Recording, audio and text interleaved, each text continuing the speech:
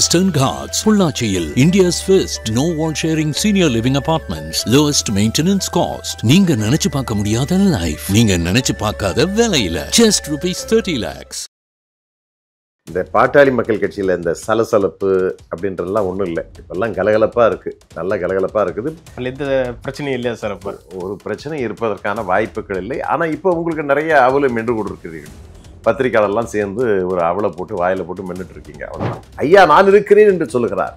ஐயா நீங்கள் உழைத்தது போதும், நீங்கள் கடுமையாக உழைத்திருக்கு. இப்போ அந்த பாரத்தை நீங்கள் ஏற்கனவே அன்புமணி மீது தோளிலே வைத்திருக்கிறீர்கள். அதை அவர் சுமந்து சென்று கொண்டிருக்கிறார். நீங்கள் இளைப்பாருங்கள். நாங்கள் ஜாதி பெருமையை பேசுறதுக்காக இந்த தொலைக்காட்சிக்கு வந்து நான் பேச வரல. நீங்கள் சொன்ன ஒரு நிகழ்வு வந்து மனசை குத்துது. அடுத்தவர் பங்கை திருடக்கூடாது, அபகரிக்கக்கூடாது என்கிற ஒரு அமைப்பு இருக்குதுன்னு சொன்னால் அது வன்னியர் சங்கம் தான், பாட்டாளி மக்கள் கட்சி. அந்த பிறந்த நாளுக்கு செல்கிற பொழுது அவரையும் பார்த்தார், வணங்கினார். அதை மருத்துவர் ஐயா அவர்களே சொல்லியிருக்கார். இதற்கு மேல் ஒரு தனையன் என்ன செய்ய வேண்டும், எப்படி இறங்கி வர வேண்டும், எப்படி இறங்க வேண்டும் என்று எல்லாரும் கருதுகிறார்கள். கட்சி அவர்கிட்ட கொடுத்து நீ நடத்துப்போன்னு சொல்றதுக்கு அவருக்கு என்ன சார் தயக்கம் இருக்கு? யாருக்கு நடத்துறாரு? இப்பதான் நல்லா 30 ஆண்டுகளாக நடத்தி கொண்டு வருகிறாரு. இதுக்கு மேல என்ன தயக்கம் இருக்கிறது?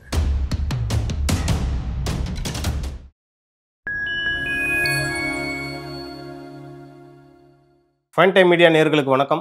இன்று நம்மோடு இணைந்திருப்பவர் பாட்டாளி மக்கள் கட்சியின் மூத்த தலைவரும் நீதியின் குரல் அமைப்பின் நிறுவனருமான திரு CR பாஸ்கரன் அவர்கள்.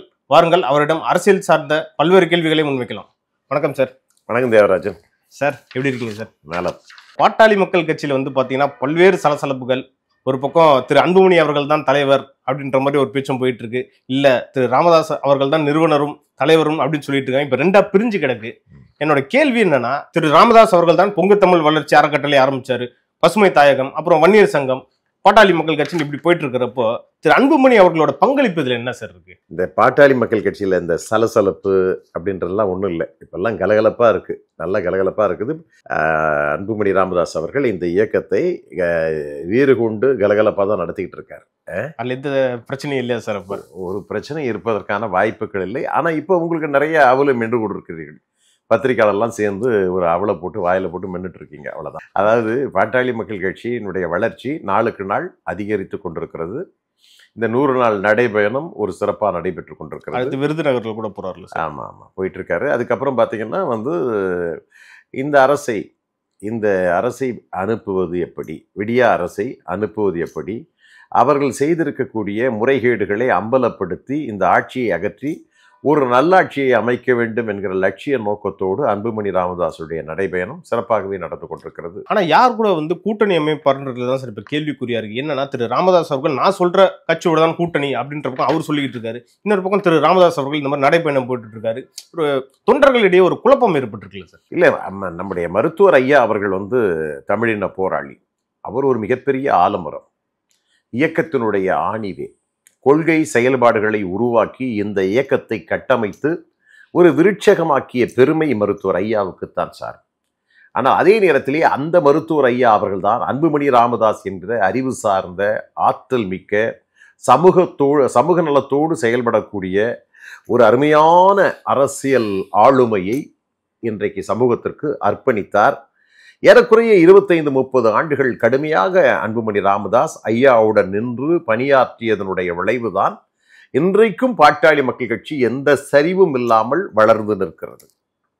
அப்பேற்பட்ட ஆளுமை இன்றைக்கு அன்புமணி இல்லை என்று சொன்னால், அந்த ஆளுமை இல்லை என்று சொன்னால் பாட்டாளி மக்கள் கட்சிக்கு அடுத்த கட்ட தலைவர்கள் யார் என்று கேட்கக்கூடிய ஒரு நிலைமை தான் இருக்கிறது. ஐயா நான் இருக்கிறேன் என்று சொல்லுகிறார். ஐயா நீங்கள் உழைத்தது போதும், நீங்கள் கடுமையாக உழைத்திருக்கிறீர்கள், கடுமையாக போராடி இருக்கிறீர்கள். இந்த சமூகத்திற்காக நீங்கள் உங்களைப் போல உழைத்தவர்கள் வேறு யாருமே அல்ல. இப்ப அந்த பாரத்தை நீங்கள் ஏற்கனவே அன்புமணி மீது தோளிலே வைத்திருக்கிறீர்கள். அதை அவர் சுமந்து சென்று கொண்டிருக்கிறார். நீங்கள் இளைப்பாருங்கள், அதை நாங்கள் பார்த்துக் கொள்ளுகிறோம் என்கிற ஒரு பிரச்சனை தான் இப்பொழுது இருந்து கொண்டிருக்கிறது. இதை செவ்வனே செய்து கொண்டிருக்கிறார். இன்றைக்கு தமிழ் சமுதாயத்திலே ஒரு சிறந்த அரசியல் தலைவர் யார் என்று சொன்னால் அன்புமணி ராமதாஸ் தான். நான் உங்களையே கேட்கிறேன், அன்புமணி ராமதாஸை விட வேறு யாராவது ஒரு அரசியல் தலைவர், அறிவு சார்ந்த அரசியல் தலைவர் வேறு யாருமே இல்லை. இந்தியாவிலே விரல் விட்டு எண்ணக்கூடியவர்களிலே அன்புமணி ராமதாஸ் முதலிடத்தில் இருப்பார் என்றுதான் நான் கருதுகிறேன். ஆனா சில பேர் வந்து விமர்சனம் பண்றாங்களே சார், அவர் வந்து நாடாளுமன்றத்துக்கு கூட சரியா போறது இல்ல, மக்கள் பிரச்சனையை வந்து ஒழிக்கிறது இல்லைன்ற அந்த ஒரு குற்றச்சாட்டு அவர் மேல இருக்குல்ல சார்? அது திட்டமிட்டு செய்யக்கூடிய ஒரு குற்றச்சாட்டு. அது எதிர்க்கட்சிகளிலே இருந்து அனைவரும் செய்து கொண்டிருக்கக்கூடிய ஒரு விவகாரம். அவராலே தான் பல மாற்றங்கள் ஏற்பட்டிருக்கின்றன. அவர் அமைச்சராக இருந்த பொழுது ஏற்பட்ட பல மாற்றங்களை நீங்கள் கணக்கிலே எடுத்துக்கொள்ள வேண்டும். அவர் நீங்க உள்ளூர் அரசியல்வாதிகள் பேசல, அவர் உள்ளூர் அரசியல் இந்திய அரசியல்வாதியாக மாறி உலக அரசியல்வாதியாக திகழ்ந்து எல்லா அரசியல் தலைவர்களாலும் பாராட்டப்பட்டிருக்கிறார். ஐநாவினுடைய பொதுச் செயலாளராலே பாராட்டப்பட்டிருக்கிறார். அமெரிக்காவினுடைய சுகாதாரத்துறை அமைச்சர்களாலே பாராட்டப்பட்டிருக்கிறார்.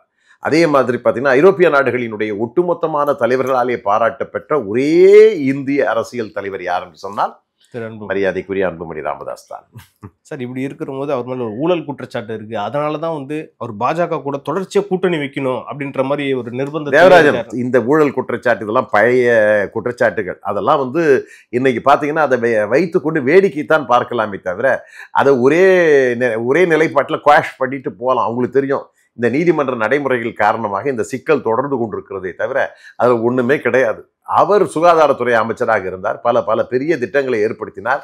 சுகாதாரத்துறைக்கு ஒரு இலக்கணமாக திகழ்ந்தவர் யார் என்று சொன்னால் அன்புமணி ராமதாஸ். அதை பொறுத்து கொள்ள முடியாதவர்கள் இன்றைக்கு பழிபாவங்களை அவர் மீது சுமத்த பார்க்கிறார்களே தவிர அந்த குற்றச்சாட்டிற்கும் இவருக்கும் துளியளவும் தொடர்பு கிடையாது. அதே நேரத்திலே அன்புமணி ராமதாஸ் என்ற ஒரு சாதனையாளர் தொடர் சாதனைகளை நடத்திவிடக் கூடாது என்பதற்காக சொல்லக்கூடிய குற்றச்சாட்டை காழ்ப்புணர்ச்சி, அவ்வளவுதான். ஆனால் இன்றைக்கு அவர் இந்த இயக்கத்தை தமிழ்நாட்டை ஆளக்கூடிய ஒரு இயக்கமாக மாற்றுவதற்கான செயல்பாட்டிலே இறங்கி இருக்கிறார். இன்னைக்கு பார்த்தீங்கன்னா இளைஞர் பலம், இளைஞர் சக்தி வாய்ந்த ஒரு அரசியல் பேரியக்கம் பாட்டாளி மக்கள் கட்சி. அந்த பாட்டாளி மக்கள் கட்சியினுடைய இளைஞர்கள் எல்லாம் யாரை விரும்புகிறார்கள்? ஐயாதான் இந்த இயக்கம், ஐயாதான் எங்கள் குலதெய்வம், ஐயாதான் இந்த சமூகத்துக்காக சமூக கொள்கைகளை எங்களுக்கு வாரி வழங்கியவர், பல தலைவர்களை அடையாளம் காட்டியவர். தந்தை பெரியாரை ஏற்றுக்கொள்ளுங்கள் என்று சொன்னார் தத்துவ தலகர்த்தா, அண்ணல் அம்பேத்கரை ஏற்றுக்கொள்ளுங்கள் என்று சொன்னார் தத்துவ தலகர்த்தா, கார்ல் மார்க்ஸை ஏற்றுக்கொள்ளுங்கள் என்று சொன்னார் தத்துவ தலகர்த்தா. அதே மருத்துவர் ஐயாதான் இன்றைக்கு அன்புமணி ராமதாஸையும் நீங்கள் ஏற்றுக்கொள்ள வேண்டும் என்று சொல்லுகிற பொழுது இவர்களையும் ஏற்றுக்கொண்டோம், அன்புமணி ராமதாஸையும் நாங்கள் ஏற்றுக்கொண்டோம். அதனாலதான் சொல்லுகிறேன், ஐயா சொன்ன வழியிலே தான் இந்த இயக்கம் நடந்து கொண்டிருக்கிறது. இன்னைக்கு சின்ன ஒரு சிராய்ப்பு, ஒரு சின்ன சீனம், சின்ன உராய்வு, சின்ன மனக்கசப்பு, அவைகளெல்லாம் காலப்போக்கில் சரியா போயிடும். தேவராஜ், திரு அன்புமணி அவர்கள் வந்து பாட்டாளி மக்கள் கட்சியில் இத்தனை வருஷமா பயணிக்கிறாரு. அவரோட பங்களிப்பு என்னவா இருக்கு, இத்தனை வருஷமா என்னவா இருந்திருக்குன்னு நீங்க நினைக்கிறீங்க? அவர்தான் இயக்கம். அதாவது ஐயா ஒரு ஆலமரம் ஆணிவேர் என்று சொன்னால் அதற்கு இணையாக எல்லா செயல்பாடுகளையும் அவர்தான் இன்றைக்கு செயல்படுத்தி கொண்டிருக்கிறார். இன்னைக்கு ஒரு இயக்கம் என்பது தொடர்ந்து இவ்வளவு ஆண்டு காலம் நடைபெற்று கொண்டிருக்கிறது என்று சொன்னால் அது சாதாரணமான விஷயம் அல்ல. ஒரு பாட்டாளி மக்கள் கட்சி எப்படி இருக்க வேண்டும் என்பதற்காக வழிகாட்டுதலோடு இப்போ நம்ம போறோம், ஒரு இயக்கம் நடத்தி கொண்டிருக்கிறோம். இயக்கத்தாலே இன்றைக்கு பல பேர் பாதிக்கப்பட்டிருப்பார்கள், அவர்களுக்கு நிவாரணம், கல்வி உதவி, பல உதவிகள். அதே நேரத்தில் பாட்டாளி மக்கள் கட்சியை சார்ந்த இதர அமைப்புகள் இருக்கின்றன, மக்கள் தொலைக்காட்சி, இதெல்லாம் ஏராளமானவர்கள் பணியாற்றி கொண்டிருக்கிறார்கள். பாட்டாளி மக்கள் கட்சியை சுற்றி ஒரு பணியாற்றக்கூடிய கூட்டம், ஆயிரக்கணக்கானவர்களுக்கு அவருடைய வாழ்வாதாரத்தை இன்றைக்கு யார் காப்பாற்றி கொண்டிருக்கிறார்கள் என்று கருதுகிறீர்கள்? நீங்கள் இந்த நிகழ்ச்சியை பார்த்து கொண்டிருக்கிற எல்லோரையும் பார்த்து கேட்கிறேன். இந்த பாட்டாளி மக்கள் கட்சி அதை சார்ந்து வாழ்வாதாரங்களோடு இயங்கிக் கொண்டிருக்கக்கூடிய அந்த தொழிலாளர்களாக இருந்தாலும் சரி, உழைப்பாளர்களாக இருந்தாலும் சரி, சமூக ஆர்வலராக இருந்தாலும் சரி, அவர்களையெல்லாம் இன்றைக்கு அந்த வாழ்வாதாரங்களை கவனித்து அந்த குடும்பத்தை எல்லாம் இன்றைக்கு அழைத்து செல்லக்கூடிய பணியிலே யார் இருக்கிறார்கள்? அன்புமணி ராமதாஸ் தான் இருந்து கொண்டிருக்கிறார்.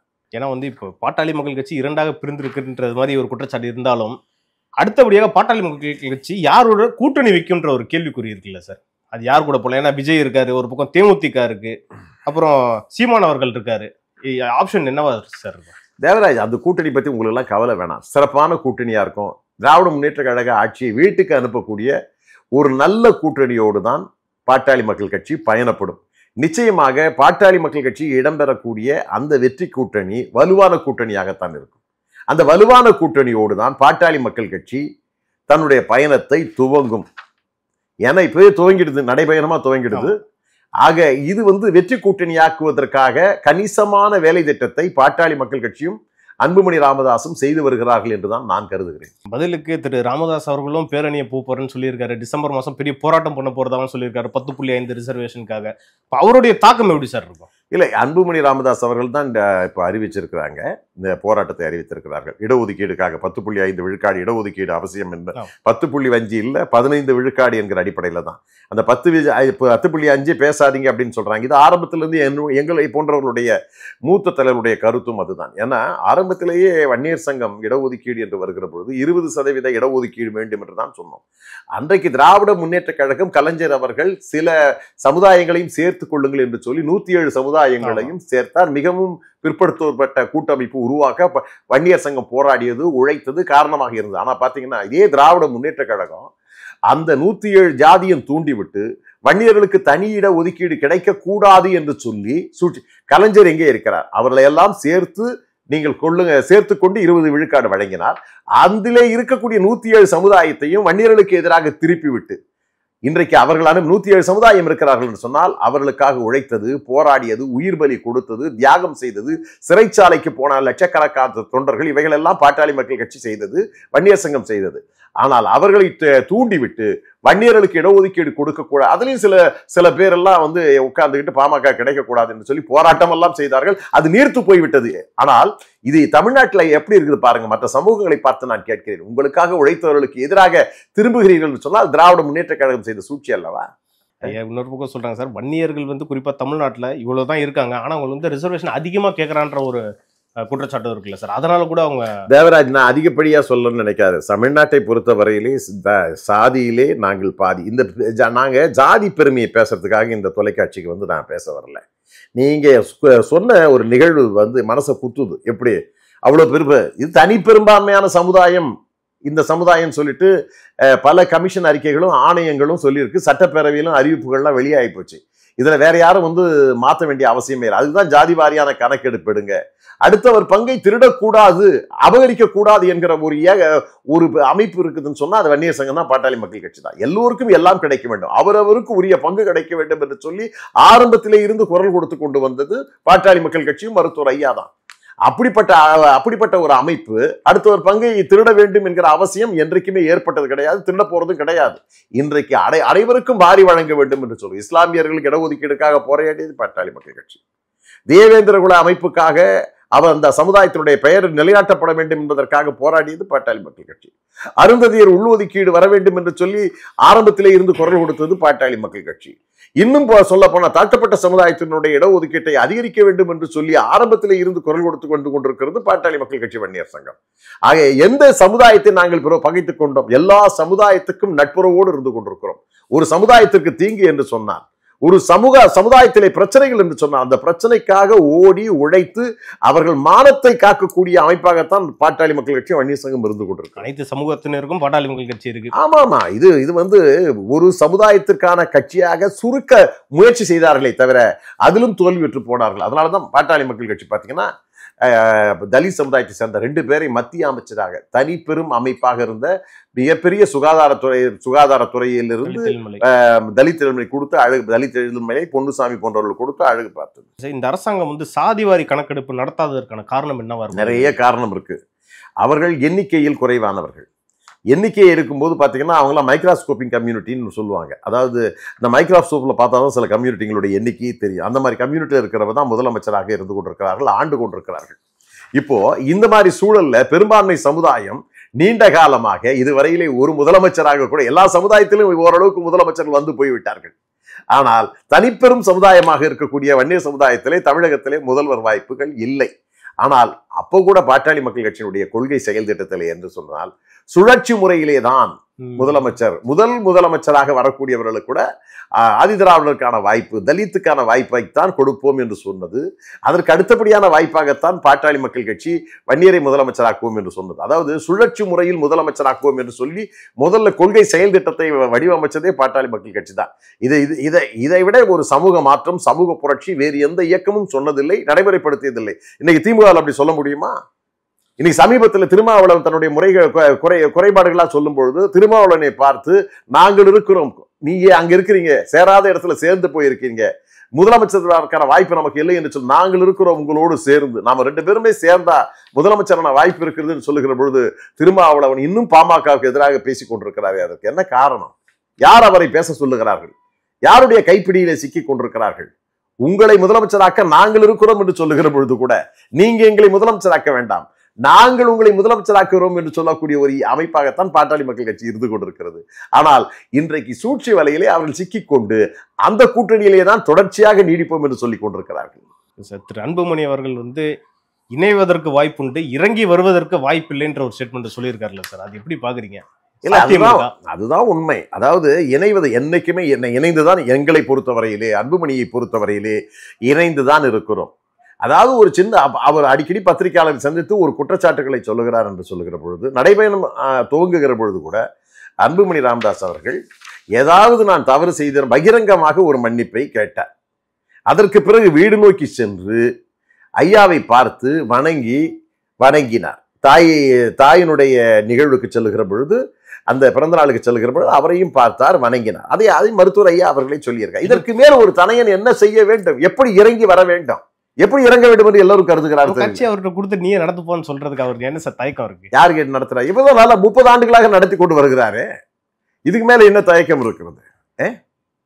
ஒரு ஆளுமையை, ஒரு திறமையை, இந்த சமுதாயத்தினுடைய வழிகாட்டியாக இருக்கக்கூடிய ஒரு இளைஞர் சக்தியான அன்புமணி ராமதாஸ் அவர்களை இறக்கிவிட்டு பாட்டாளி மக்கள் கட்சியை எப்படி நடத்த முடியும் என்று எதிர்பார்க்கிறீர்கள்? காலை வெட்டிட்டு ஓடுறான்னா எப்படி வெட்ட முடியும்? எங்களுடைய கால்களே, வலுவான கால்களே யாருன்னா அன்புமணி ராமதாஸ் தான். அன்புமணி ராமதாஸ் தான் எதிர்காலம் என்று மருத்துவர் ஐயா அவர்களாலே அறிமுகப்படுத்தப்பட்டார். தனிப்பெரும் சமுதாயம் எதிர்பார்த்துக் கொண்டிருக்கிறது. ஒடுக்கப்பட்ட சமுதாயங்கள் அத்தனையுமே அன்புமணி ராமதாஸ் வர வேண்டும் என்று எதிர்பார்த்துக் கொண்டிருக்கிறது. அப்படிப்பட்ட ஒரு காலகட்டம் இன்னைக்கு ஒரு வெற்றிடம் இருக்கிறது. தலைமை பண்புகளும் தலைமை கொண்டு ஆட்சி நடத்தக்கூடிய அந்த வெற்றிடம் தமிழகத்தில் இருக்கிற பொழுது அதற்கு சரியான ஒரு நபராக அன்புமணி ராமதாஸ் அடையாளம் கண்டு செயல்பட இருக்கக்கூடிய இந்த சூழ்நிலையிலே நமக்கு நாமே குழிபறிப்பதா?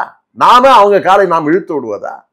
அன்புமணி ராமதாஸ் ஓட விடுங்க, நடக்க விடுங்க, அன்புமணி ராமதாஸை பேச விடுங்க, நிர்வாகம் செய்ய விடுங்க. அப்போதான் தமிழ்நாட்டிற்கு விடியல் இருக்கிறது. அவரால் தான் இந்த பாட்டாளி மக்கள் கட்சி ஆட்சி பொறுப்புக்கு வருவதற்கான வாய்ப்புகள் இருக்கிறது. வேற யாராலும் முடியாது. அன்புமணியாலே முடியாது, வேறு யாராலும் முடியாது. இதனால் இவன் முடிப்பான் என்றாய்ந்து அதனை அவன் கண் விடல் என்று சொல்லுகிற பொழுது, இதனால் இவன் முடிப்பான் என்றாய்ந்து அதனை அன்புமணி கண் விடல் என்று சொல்லித்தான் ஐயா அவர்களே ஆரம்பத்திலே செய்தார். இப்போ இடர்பாடாக இருப்பதற்கான காரணம் என்ன? அந்த சூழ்ச்சி வலையை பின்னாலே இருக்கக்கூடியவர்கள் யார்? அந்த 2-3 பேரை தூக்கி களையெறிந்து விட்டால் இந்த இயக்கம் என்கிற பயிர் சிறப்பாக வளரும். சரி சார், இறுதியாக திரு ஜி.கே. மணி அவர்களா இருந்தாலும் சரி, திரு அருளாக இருந்தாலும் சரி, இவங்க 2 பேருமே சட்டமன்ற குழு தலைவராக நீக்கிட்டாங்க. ஒருத்தர் கட்சியை விட்டே நீக்கிட்டாங்க. இவங்களோட எதிர்காலம் என்ன வரும்? ஏன்னா இவங்களும் ஒரு முக்கிய தலைவர் இல்ல சார். அவங்க நாளைக்கு வரணும்னு சொன்னா அவங்களோட திரு அன்புமணி அவர்களோட நிலைப்பாடு என்ன வரும்? நீண்ட காலமா கௌரவ தலைவராக இருந்திருக்கிறார். அவர் தலைவராக இருந்த காலகட்டம் நமக்கு தெரியும். அன்புமணி தலைமை சிறந்ததா, ஜி.கே. மணி தலைமை சிறந்ததா என்று நான் அந்த பட்டிமன்றத்துக்கு வர விரும்பவில்லை. அவர் உழைத்தார், அவருக்கேற்ற அதையும் அவர் கௌரவ தலைவராக்கி அழகு பார்த்து கொண்டிருக்கிறோம். அவரை தியாக செவல் என்று தான் நாங்கள் வர்ணித்துக் கொண்டிருக்கிறோம். அவரை நாம் நீரடித்து நீர் விலகாது என்பது சொல்வது போல அவரை நாங்கள் தள்ளி வைக்கவே இந்த காலத்தும் தள்ளி வைப்பதில்லை, என்றைக்கும் தள்ளி, நாளைக்கும் சரி. அன்புமணி ராமதாஸ் அவர்களுடைய இடத்தில் எல்லா இடங்களிலும் அன்பு ஜி.கே. மணி அவர்கள் இருப்பார். அதே போல அருள் சட்டமன்ற உறுப்பினர் அன்புமணி வளர்த்த பிள்ளை. அதாவது ஐயா வளர்த்த பிள்ளை என்பதை காட்டிலும் அன்புமணி வளர்த்த பிள்ளை அதிகமாக செல்லம் கொஞ்சி வளர்த்து சேலத்திலே ஒரு மனிதனாக நடமாட விட்டது யார் என்று சொன்னால் அன்புமணி அவர்கள் தான். அன்புமணி இல்லை என்று சொன்னால் அருள் இல்லை. அந்த அருளே இன்றைக்கு அன்புமணிக்கு எதிராக கொம்பு சீவி விட்டிருக்கிறார்கள் என்று சொன்னால், இருந்தாலும் கூட அன்புமணி அருள் மீது இரக்கம் காட்டுவார், அன்பு காட்டுவார், தொடர்ந்து அரவணைத்து இயக்கத்தில் இருந்து அழைத்து செல்வார் என்றுதான் நான் கருதுகிறேன். வரக்கூடிய தேர்தலில் யார் வெற்றி பெறுவான்னு நீங்க நினைக்கிறீங்க? ஒரு பக்கம் திமுக பயங்கரமா வேலை செஞ்சுட்டு இருக்காங்க. அண்ணா திமுகவும் பாஜகவோட கூட்டணி வச்சுட்டு அவங்களும் பரப்புரை எல்லாம் பண்றாங்க. நிறைய கூட்டம் வருது. ஒரு பக்கம் திரு விஜய் அவர்கள் கட்டுக்கடங்காத கூட்டம் வருது அவரோட பரப்புரைக்கு. 2026 தேர்தல் எப்படி இருக்கும் நீங்க நினைக்கிறீங்க? இல்ல, நீங்க கேட்டது நல்ல கேள்வி. ஆனால் அதே நேரத்தில் 2026 தேர்தல் திமுகவுக்கு சாதகமாக இருக்காது. திமுகவுக்கு நிச்சயமா சாதகமா இருக்காது. வலுவான கூட்டணி அமைவதற்கான வாய்ப்பு இருக்கிறது. ஆனா அதே மாதிரி திமுகவா டிவிகவான்ற விஜயோட பிரச்சாரம் அவர் பிரச்சாரத்துக்கு அது பயன்படுமே தவிர தேர்தல் நேரத்திலேயோ தேர்தல் காலகட்டத்திலேயோ வாக்களிக்கும் போது அது சரியா பயன்படாது. ஆகவே திமுகவை வீட்டுக்கு அனுப்ப வேண்டும் என்கிற எண்ணத்தில் ஒரு வலுவான கூட்டணி அமையும். அந்த வலுவான கூட்டணி தான் ஆட்சி பொறுப்புக்கு வரும் என்பது என்னுடைய கணிப்பு. அதே நேரத்திலே விஜயையும் நாம் குறைத்து மதிப்பிட முடியாது. அரசியல் சூழ்நிலைகளில் என்ன வேண்டுமானாலும் நடக்கலாம். இடங்கள் ஏறுதல் குறைதல் அந்த தொடர்பாக. அதே நேரத்தில் திராவிட முன்னேற்ற கழகத்தை இன்றைக்கு வீழ்த்த வேண்டும் என்று சொன்னால், இப்படிப்பட்ட கூட்டணி தான் அமைய வேண்டும் என்று சொன்னால், அப்படிப்பட்ட கூட்டணியை அமைக்கக்கூடிய ஒரு சூழ்நிலையில் அதனுடைய முக்கிய பங்காற்றுகிற பணியில் அன்புமணி ராமதாஸ் அவர்கள் இருப்பார். ஆகவே வலுவான கூட்டணியை உருவாக்க அன்புமணி என்கிற தவிர்க்க முடியாத சக்தி இன்றைக்கு செயல்படுகிறது. அந்த ஆட்சி மாற்றத்திற்கும் புதிய ஆட்சி உருவாவதற்கும் அன்புமணியினுடைய ஆலோசனைகளும் அன்புமணியினுடைய பங்களிப்பும் முக்கியம் என்று நான் கருதுகிறேன். ஆக நான் பல தேர்தலை பார்த்தவன் என்கிற வகையிலே அன்புமணி இல்லாத அரசியலாகி நான் நினைத்து பார்க்க முடியாது. ஒரு வலுவான கூட்டணியை அமைக்க வேண்டும், ஆட்சியை மாற்றி கொடுக்க வேண்டும் என்று சொன்னால் அன்புமணி ராமதாஸ் அவர்களை கையிலே வைத்துக் கொண்டு அவர் காட்டுகிற வழியில் செயல்பட்டால்தான் எதிர்க்கட்சிகளுக்கும் நன்மை பயக்கும் என்றும் நான் கருதுகிறேன். தமிழ்நாட்டோட நிதி பற்றாக்குறை ரொம்ப மோசமா இருக்கு அப்படின்ற மாதிரி திரு அன்புமணி அவர்கள் சமீபத்தில் ஒரு அறிக்கை விட்டிருந்தாரு. அதை பத்தி அமைச்சர் திரு டிஆர்பி ராஜா அவர்கிட்ட கேட்கும் போது இவர் சகட்டு மேனக்கி ஒரு குற்றச்சாட்டை வைக்கிறாரு அப்படின்ற மாதிரி ஒரு சொல்லியிருந்தாரு. சார், எப்படி பாக்குறீங்க? இல்ல, பொதுவா நிதி பற்றாக்குறை, ஏன்னா இவங்க ஏராளமான இலவசங்களையும் வாக்குகளை பெறுவதற்காக ஆட்சியை தக்க வைத்துக் கொள்வதற்காக பல அறிவிப்புகளை அறிவித்து விடுகிறார்கள். நிதி தள்ளாட்டம் இருக்கிறது. ஆனால் ஏற்கனவே மது கொள்கையால் தான் இவங்க இன்னைக்கு வாழ்ந்து கொண்டிருக்கிறது, அரசே வாழ்ந்து கொண்டிருக்கிறது. ஆனால் பாட்டாளி மக்கள் கட்சியுடைய நிலைப்பாடு என்னன்னா, முழுமையான மதுவிலக்கு என்று சொல்லுகிறார்கள், மதுக்கடைகளை மூடுங்கள் என்று சொல்லுகிறார்கள். அப்படிப்பட்ட ஒரு சூழ்நிலையிலே நல்ல ஆலோசனைகளை பாட்டாளி மக்கள் கட்சி தொடர்ந்து சொல்லிக் கொண்டிருக்கிறது. நிழல் நிதிநிலை அறிக்கைகளை கொடுத்து கொண்டிருக்கிறது. இப்படி பல ஆலோசனைகளை இந்த அரசுக்கு அள்ளி வீசி கொண்டிருக்கிறது. அந்த வகையிலே ஒரு நல்ல அரசு அமைய வேண்டும் என்பதற்காகத்தான் பயனுள்ள ஒரு அறிக்கையை நாம் கொடுக்கிறோம். ஒரு அரசு மீது வீணாக அவ்வாண்டமாக குற்றம் சுமத்த வேண்டும் என்கிற எண்ணம் பாட்டாளி மக்கள் கட்சி கிடையாது. இந்த ஆட்சியாளர்கள் நிதி தள்ளாட்டத்தில் இருக்கிறார்கள் என்பதற்கு பல உதாரணங்கள் இருந்து கொண்டிருக்கின்றன. தொழிலாளர்களுக்கு அவர்கள் நிலுவை நிதியை தருவதில்லை, வருவாய் கொடுப்பது கிடையாது. அதே மாதிரி ஆசிரியர்களுக்கு அந்த இது கிடையாது. அதே மாதிரி நிறைய திட்டங்கள் இப்ப நிலுவையில் இருந்து கொண்டிருக்கின்றன. அது காரணம் நிதி தள்ளாட்டம், நிதி பற்றாக்குறை தான். ஆகவே ஒரு நல்ல ஒழுங்கான முறையிலே நிதி ஆளுமை செய்யக்கூடிய தகுதியை இந்த அரசு இழந்திருக்கிறது என்றுதான் நான் குறிப்பிட்டு சொல்ல விரும்புகிறேன். நம்ம நிறைய டிஸ்கஸ் பண்ணோம். அடுத்தடுத்த நிகழ்ச்சிகளில் பாமகவில் நடக்கக்கூடிய அரசியல் மற்றும் தமிழ்நாட்டில் நடக்கக்கூடிய பல்வேறு அரசியல் குறித்து நம்ம இன்னும் டீட்டெயிலாக பேசலாம் சார். நன்றி சார். நன்றி தேவராஜ்.